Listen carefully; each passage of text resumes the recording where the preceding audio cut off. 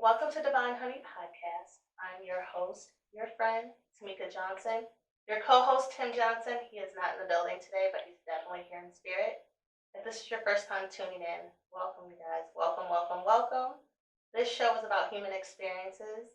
This includes thought-provoking conversation, and of course, especially our Divine Honey guests, sharing stories about love, life, journey, and purpose.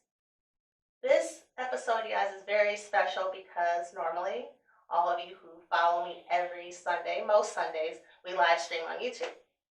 And you guys kill it in the chat. You be lighting me up, telling me about myself. I'm telling y'all about yourself. It's a good time. So I'm praying that on these pre-records, as we will do many, you will do the same in the comment section. We are actually filming at the Soul Center in the Phoenix area. It is a beautiful museum. You see all the beautiful art behind me, different exhibits telling stories of Black art, Black history, Black stories. I'm going to put that information in the comment section, and I'm going to tag it with this episode because I want you guys to come down here and check it out. So let's get this party started. I have a guest today. You guys, it's Women's History Month. We talked about this last episode. So to kick it off, we are talking about financial literacy with Jenny Lambert. And I'm so happy to be a guest, for you to be a guest. Well, thank you for having me. I appreciate it. Yes. How are you? I'm good. How are you? I'm doing great. Awesome. I'm staying cool. Oh. It is warm today. Just a little bit. Just a little bit. So, this is my first time being on a live podcast-ish, so this will be interesting. I'm breaking it in. You're going to be doing more after this. Okay. Because you have so much knowledge. We talked yesterday. I talked to you about life insurance and talking to you about financial literacy as like in our community, especially the Black community. Yes. Trying to build that generational wealth since we're behind. Yes. And we're trying to get there. And something you mentioned, life insurance, and I got a bigger policy, thinking that's the way to do it. And you kind of like broke some things down to me. Yes. So where would you start first with our community getting ahead and securing our financial futures and leaving a legacy? Okay, so there's a couple of things. What they don't tell us a lot of times is if you have life insurance, if you have somebody that depends on your income, it's to replace your income in case something happens to you. You can't replace the person, but you can replace the income. Because if you have kids that are 7 or 8, it replaces that, so you still have the 40, 50,000 coming in over 10, 15 years so they can go to college. You don't want them to lose their house, because typically when someone passes away, a parent passes away, the kids not only lose their parent, they lose their house, they lose their friends.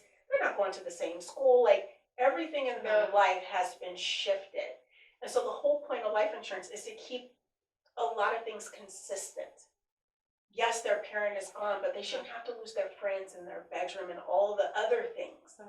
So to do that takes life insurance. If you don't have enough money saved. If you have enough money saved, then you're self-insured. You don't always need life insurance. I have a friend who is a millionaire, and she's like, how much do I need? And I'm like, nothing. So I even thought when you're wealthy, they had policies on each other. Sometimes they do, depending on what they want. So sometimes if they have a business, they will have policies on each other because their income is still growing. But if your expenses are, say, $6,000 a month, and you have a life policy, say it's $1 million, because you're still growing, and your investments grow, and you have money saved, and you have $2 million, you're now self-insured. You really technically don't need life insurance. Interesting. The whole point of the life insurance is to replace income you don't have yet. It's renting wealth while you build it. You know what some of the mindset, this is my mindset on life insurance. I'm getting it so I'm put away properly. Because my fear, I am not going to be on a GoFundMe t-shirt. Correct. Like, that's my biggest fear. And I don't want to stress my family out. Yes. So I'm getting power of attorneys and all those things in place now. So it's as easy as it can for them. But also, whatever money's left over is for them. Yes. Like, to do whatever. I have a nephew. He can money for him to buy his home and do these things because I might might not can't provide that while I'm alive. But Right. maybe my death will be. But here's the thing, you can provide that while you're alive. Mhm. A lot of times people buy life insurance policies where they can pull cash from. But if you had a policy that's for a specific amount of time Mhm. and your goal was to build wealth in the process, so yeah, I have a $250,000 policy, Mhm. but I'm also putting money away so that, when I retire, I have $2 million. That's the difference. You do both until you don't need the life insurance policy. The whole point is to build your wealth. And in our community, we're behind because we're taught by the life insurance policy. Mhm. Some companies don't pay out. That's true. Do But they have to investigate like why you passed? the first 2 years, it's called the, what is the right term for it? I always forget it when I need it. It's the 2 years of contestability. Mhm. So within the first 2 years, if you die from suicide or whatever, if it's illegal, they'll go and check. Like, Mhm. we have a little boy passed away because his dad let him drive. He didn't have a driver's license. His dad was driving drunk and let the little boy drive instead, and they flipped over their truck and died in a creek. Oh no. Didn't pay out because it was illegal for him to drive. Okay. So it's things like that. Like, that's not the norm. Right. If you're robbing a bank, not gonna pay out if you die Right. because you're doing something illegal. But typically, some companies, they'll find a way to not pay out Interesting. because they're in it for the money. So you just have to be careful who you decide to do business with, because not all insurance companies are created equal. You got to remember, it's a business. It's a business. Yeah, and people think, oh, they're there. It's a business. What about employment insurance? So your employment insurance pays out as long as you are on payroll. And most people, Mhm. when they get sick, they're not on payroll past 6 months, if you think about it. Right, because you'll be on leave of absence Mhm. or still paying so lot. And then after that, there's a decision to be made. Yes. And And most people don't die while they're on the leave of absence. Right. They die after. right. So then they're not covered by anything. And most people don't think about that. I did not think of that. So I tell people, you know what? If you're going to get life insurance at work, get whatever's free. Mhm. And then get life insurance outside of work. Because when you change jobs, your 2 years of contestability starts all over again. And most people don't think about that. So just get something outside of work that you can take with you through life. Mhm. And then if you want the free 30, 60, 80, whatever they're giving you at work, Mhm. it's free. Take it. More for the fam. Like, Right. if they don't decide, because at work they can decide that they're going to cancel life insurance at any time. It's a benefit. You okay? I mean, it's benefiting them more than it's benefiting you. Like, so, but take what's free. Take what's free. And then we have the whole thing term Mhm. and whole life. Yes. So which one's better? So, okay. I prefer term because the whole point is to, okay, we have 30 years to build your wealth. You shouldn't be paying me for 100 years. Whole life, they really mean for you to pay for your whole life. It really, you paid until you're like 100. Okay. I'm like, who wants a bill when they're 100? Like, if you bought a house and they told you got to pay a mortgage till you were 100, who would buy that? Never thought of it that way. But doesn't what I thought with term, Mhm. what if I live, like it would only go till I was 80? Okay, then I live past 80. Is that gone? Or does it just sit there? So, no, it's like having car insurance. Mhm. You have it for the time you need it. Mhm. So if your term runs out at 80, the point should be, hey, we've helped you build your wealth. Mhm. So you don't need life insurance anymore. We should have helped you build $1 million, $2 million. That's yours. Mhm. You don't need somebody's life insurance if you have $2 million. What you need life insurance for? Mhm. But then you've gone to wherever you want to be buried, and you've paid pre-need. Yeah, I've moved dead bodies before. That's a whole nother. Wow. Okay. Pre-need. So a lot of us we don't go down to the cemetery and plan. We don't get our burial ahead of time. We don't do cremation ahead of time. They charge you 4 times more when you do it at need instead of pre-need. That's why it's called have $2 million, you're going to have planned that ahead of time. It's already paid for. Mhm. So your burial's paid for. What next? So where does the $2 million come from? What you building? Yeah, you have cash Cash saved. You have investments that can be rolled over to Mhm. your kids, your spouse, your grandkids. You have property. But the typical person, as of right now, someone who's watching, Mm-hmm. they don't. Let's say they don't have any of that, and they just need. How should they go about it just to be okay? So the first thing you do is you sit down and look at your budget. Mhm. Because a lot of times we think we don't have enough money for life insurance and investments. Mhm. And it could just be that we're overspending somewhere. Mhm. I have a client where they were spending $1,200 on Starbucks. And then when we did a budget, they're like, oh, they made six figures. I can make them some coffee. Right? But they made six figures and it was quick to, Right. order it on the phone, go pick it up on the way to work with a breakfast, get something for the kids. Like, when you have $16,000 a month coming in minimum, you don't think, and then you get to the end of the month, you're like, wait, I ain't got no money. Yeah, Starbucks. 14 grand a year on Starbucks. Oh wow. They scale back to $200 a month. But look at your budget first and see hey, am I spending on things that I need? So your budget should look like 50% should be needs. So housing, car, stuff you need. 20% should be on savings and debt. So if you have some debts to pay off, 20% of your income should go there. And savings. You want to make sure you're putting some money away for you. Because at the end of the day, if something happens, nobody else is going to take care of you. That's your money. You are your number one priority. Kids can get a loan for college. We adults cannot get a loan for retirement. What are we going to do? And then 30% for your wants. So maybe you're saving for a new car. Or, me, I like makeup a little bit. I like hair stuff, like the stuff you want, but necessarily you don't need it. The stuff that you like. Maybe you want to go out to eat on payday. Budget for that. And sometimes you're not at the point where you have enough money for all the wants you want because you need to save. Because if you were to get laid off, you need 3 to 6 months worth of income saved. That's correct. So you can pay your bills. During the pandemic, we all found out Yeah. that a lot of folks did not have enough saved. So that's number one. Let's look at the budget and see where you are. Then we could talk about what you want, because if we see where you are, we can plan out how to get you to your goals and dreams. But if you don't know where you are right now, So my understanding is see what you have, where to start, and then we can decide about investments. Yes. To get you Yes. to where you go to double your money. Yes. Triple your money. So you look at your budget. First thing we're going to do, we're going to see where you're spending and see if we can save you money somewhere.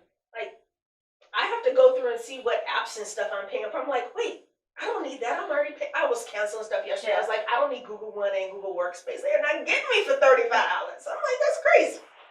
And it's so little, but I'm like, it adds up when I'm not using stuff. So I'm like, okay. So I cancel the one I don't need. But you can go through and cancel things that overlap because you don't need everything. And it frees up money.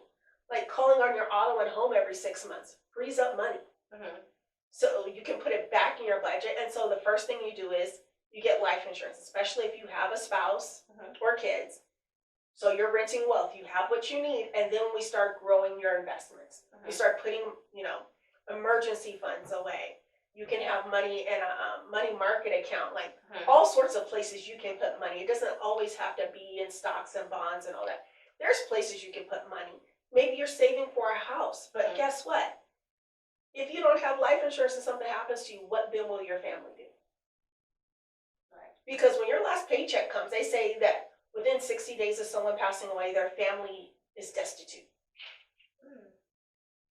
I'm like, 60 days? By the time they get that last paycheck, because most people, I call it po-check, the credit card po-check, because you've already budgeted all the money from that paycheck and you already broke. Right. So you put it on a credit card. Yep. To then do it again when you get paid. And it's a cycle. Right. So if someone passes and you get the last paycheck, your spouse gets it, it's already been spent. What are they going to do for the kids? What are they going to do? So to have life insurance helps with that because you can't bring the person back, but you can have the income to provide for your family. And that's really all it is. Mhm. And then we build investments because if you die, life insurance is in case you die too soon. Investments are in case you live too long. I have a grandma who will be 98 this year. Oh, that's a blessing. Right. And she still has her money coming in. Yep. Most people do not, they're worried about outliving their money. It's My a thing. grandmother too. My grandmother's not. She'll be 93 on the 22nd of March. Oh, happy birthday, grandma! Happy birthday! It's a good one. Yeah, and she has her home. Yeah. She's still up and moving. She's a moving lady. Yeah. But it's not, Yes, most but people that's not- aren't like that. You know, they're depending on Social Security. Sometimes it's just social because it's not security because our government keeps taking money out of Social Security to do what they want to do with it. So we've paid in and they're shifting the money around the way they want. Mhm. Like, I gave you my funds, I want it. And they don't get it with interest. Think about it. Social Security does not come with interest payments. You don't get the growth, but in your own investments you do. You get the growth. So we start with life insurance. We look at your budget. Mhm. And if you have a lot of debts, we make a debt plan. That way we can get you out of debt faster. Have your life insurance in case something happens while you're paying off your debt, and then we take that money and invest it. Get you all, that way, when you retire, you have no debt or low debt because, well, if you got kids, those people and your money are soon departed. Girl, yeah, that's what I call my kids. They're like, oh God. But you know, but when you retired, you want options. Right.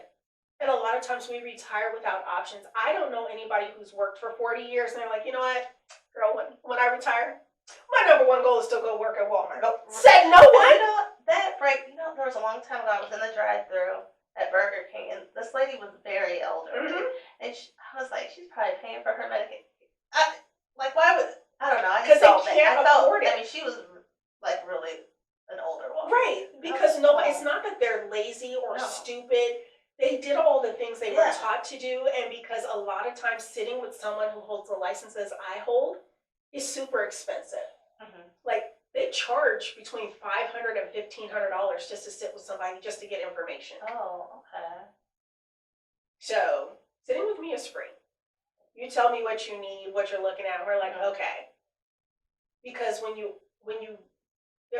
the products pay the agent. Mhm. And most people don't know. So you're paying this person $1,500 to tell you what you need, to then pay them again to sit with them the next hour to put the plan in place for them to then get paid again from the products. Oh, wow. I did have a question about, you said you can pre-plan. What is it called? It's pre-planning. Pre-planning Uh-huh. for your funeral Uh-huh. arrangement. Do they need money up front, or do they see that you have a policy?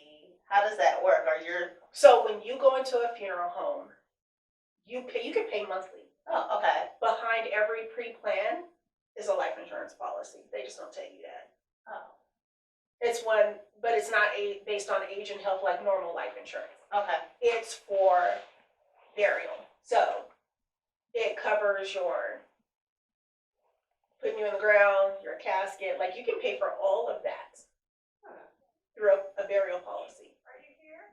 So, and you can pay $40, $50 a month until it's paid off. Or some people pay it all at one time. Oh, okay. So you can I can go in there, Uh-huh. plan, and then come up with a payment plan. Yes. For them. Yes. And then in order for your family, doesn't there need to be a power of attorney in place for them to even go there and say, hey, my loved one passed away? Well, if it's at the cemetery, Mhm. typically there's a beneficiary. So in life insurance, there's a beneficiary, so they know who to pay it to. Okay. So, Gotcha. or they bring it in, you're the next of kin, you can prove you're next of kin. And hey, my parent, person, whomever, my kid, I hate to say kids, but it happens, passed away, and this is what we have in place for them. So, yeah, already taken care of. And if you still owe on it, sometimes they'll want you to pay all of the rest of it off, Okay. but you're locked into that price. Oh, okay. Instead of you paying paying. the 4 times more. Yes. Mm-hmm. You mentioned kids. I know that people probably don't. It's uncomfortable to talk about life insurance Yes. and death anyways, but getting life insurance on children. Yes.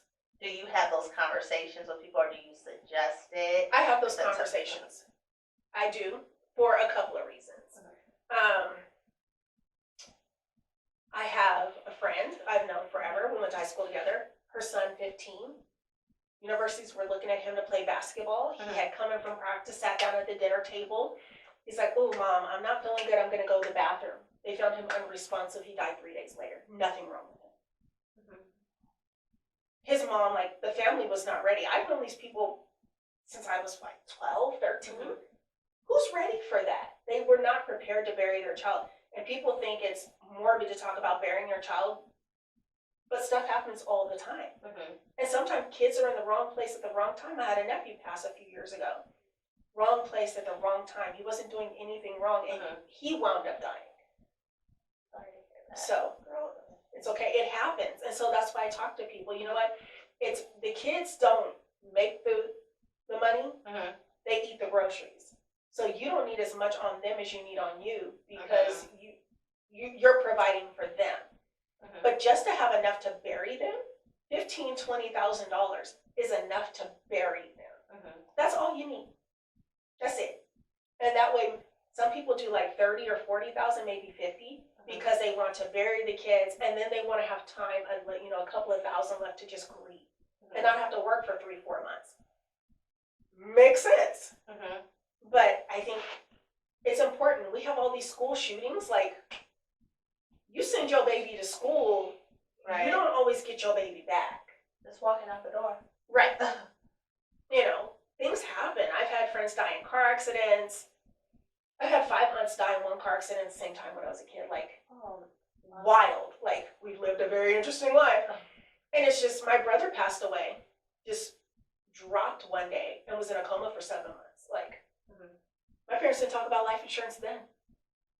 I was 20. I didn't learn about life insurance till I was almost 40. Why do you think our community, we're not talking about life insurance? I know in the last couple of years, like, you hear it more heavily, but where would you connect that to? I think it's because it's always been presented to us that it's too expensive. It's too expensive. You got to spend $300, $400, $500, $600, and you don't. It's not that expensive. Like, you can get a policy, especially if you get it when you're younger, like $20, $30, maybe $40 for about $250,000 in insurance. Like, it's not a ton, but it's enough to do what you need to do. If your parents had to bury you and you're a young person, even as an adult, it's enough to close out your debts, typically, and your family be able to bury you and still have some money left over. Like, it just depends on what you need, but it doesn't have to be super expensive. No. So we believe, buy term insurance for a period of time, and then we're going to take the extra money and we're going to create a retirement plan. And that way you can have the money for later, because that just makes more sense. Because people outlive their money way too often. I look at my mom's generation, the old lady. My mom's the artist for all the art. And I mean, she's retired, but I know a lot of people in her space who are in their late 70s, early 80s, who they depend on their kids. They don't have retirement. I wanted to even get into that. Well, one thing before I switch to that, because I have a question about that. So you can pull money out of a term? No, you cannot. So what we do is typically we have a term policy, and then the extra money you save, you put into an investment. Gotcha. If it's a Roth IRA, Roth IRAs are after tax. So you're technically not supposed to pull money out. Yeah. But you can pull money out as long as it's not the interest and not be penalized if you need it.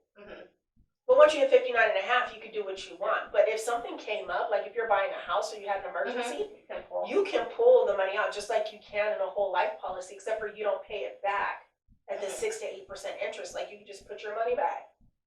And if you don't put it back, guess what? It's okay. It's your money. So with a whole life, when they say you can take money out, you're taking a loan against it, but they charge you interest to pay it back. Yes. So okay, I did not know that part. So what happens is, now think about it. You go to your bank, right? And you have a savings account. And you're like, I've been putting $50 in here a month for 3 years, and you go to the bank and there's no money. What would you do? A whole life Like- policy, money's not always in there right away. It's the way Right, they're okay. structured. But then they're like, well, we guarantee you 1 to 4% with your money, when it starts funneling in and it starts growing. Okay, cool. But then when you borrow your own money, which I'm like, if I put it in the bank, I would have to borrow my own money. That's my money. But I'm going to take a loan. But then they charge you 6 to 8% interest. You have to pay it back at 6 to 8. So they guarantee me 1 to 4, and I have to pay it back at 6 to 8. This is really a business. It's all a business. It is, because they're getting, on average, 8 to 12%. That's why they guarantee you the 1 to 4. Okay, that makes sense. Right. Okay. I mean, it's the money industry. There's never a guarantee when they're not making more. Right. Kind of how it works. But yeah, if you put it in a Roth, you can pull it out just the same, and you don't have to borrow against it. It's your money to do what you want. But you are taxed. A Roth IRA, tax? no When ma'am. you take It's it out? after tax money. No ma'am. Oh, okay. That's 401ks because it's before tax money. Mhm. So the money goes in before they take the taxes out at your job. Gotcha. So when you pull that money out, you got to pay taxes on it. Mhm. But a Roth, the money's already hit your account. The taxes have already been taken out. A Roth IRA is after tax money. Okay. You're only charged on the interest. Okay. Yeah. So yeah, that's it. So we were talking about a lot of people, older generation has to depend on their kids to take care of them. Now, it's different now. It's very expensive to live. Just one person. Inflation and this and that. People are like opting out of like not having children. Yes. Because It's expensive. it's expensive.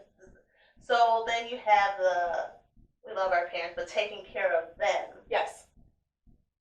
And my mom, she's about to be 70. She's still doing her thing, but that's the reality for me. So like I'm like, oh man, I have to like hurry up and get these things in order because as of today, I can't afford both of us. Right. And I make a pretty decent living, but inflation, Yeah. it's like the goalpost keeps moving. Yes. So if I had to care for a whole other human. So I guess going forward, because what can you do now? But what improvements can be made now where, if your parents have to come with, there's still there's income coming in to help take care of them. Right. It's not all on the child, the adult child. There's a couple of things you can do. As our parents age, for us to make sure we're putting money away. 2.4 million is the minimum for us. Just for us to live and be okay as we get older. There's that. But if you're taking care of your parents, look at their finances and see, you know what, where is the money at? Where is it being spent? You're going to have to sit down and do a budget for them and look and be like, okay, where's their money coming from? Is it coming from a retirement plan? Is it coming from Social Security? What programs are there? There's a ton of programs that can help you when you're taking care of an elderly parent that most of us don't even know about. So I have a friend, her husband's father is a vet and couldn't get any help. I called another friend who works with veterans. She's a vet. And she's like, oh yeah, we can help place him in all these places because he has the onset of dementia. She got him all set up in like 2 days. You just have to ask because taking care of parents as they get older is not easy. Right. It's not, and it does cost a lot of money. But if you have been saving for you, you're better prepared. Because if you don't have enough money, you got a whole nother problem. Because if you have enough money and your parents don't, but you can get programs for them, then you can put it all in the mix together. I know that sounds crazy, but if they're not prepared already, it's late to get them prepared. Right, because I was going to mention that because I'm speaking for all y'all that have irresponsible parents. They didn't pay bills, they don't know about no budget, and you had to learn that on your own. It's mindset to change. Now, they're already at a certain age. It is what it is with them. And now we're this generation, because we have access to things to know better, to do better.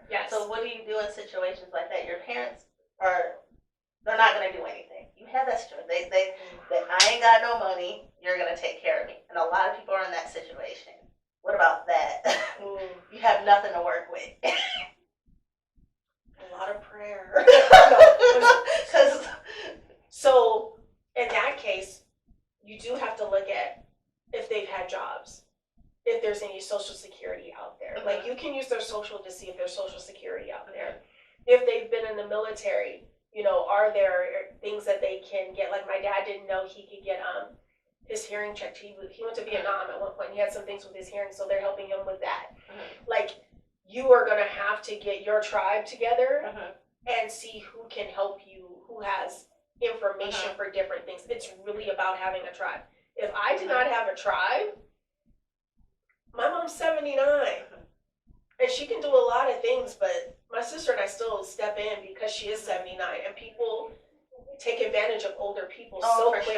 For sure. So we have to step in and be like, yeah, no. Even with insurance agents, I ran one out the house one time. I'm like, yeah, she don't need none of that. Well, you know, I told Mom, these people be calling about stuff. I said, stop.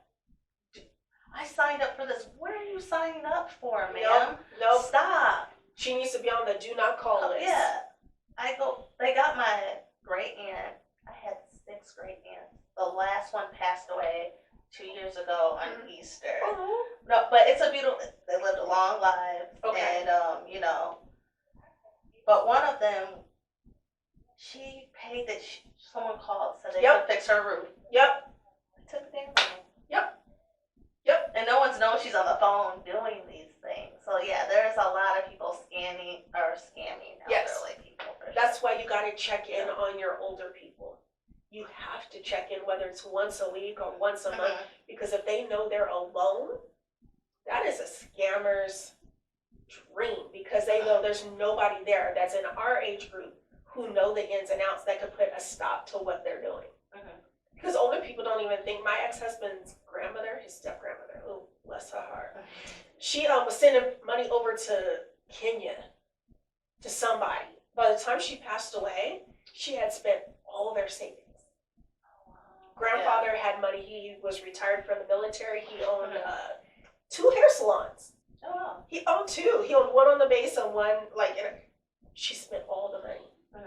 Like, within a year.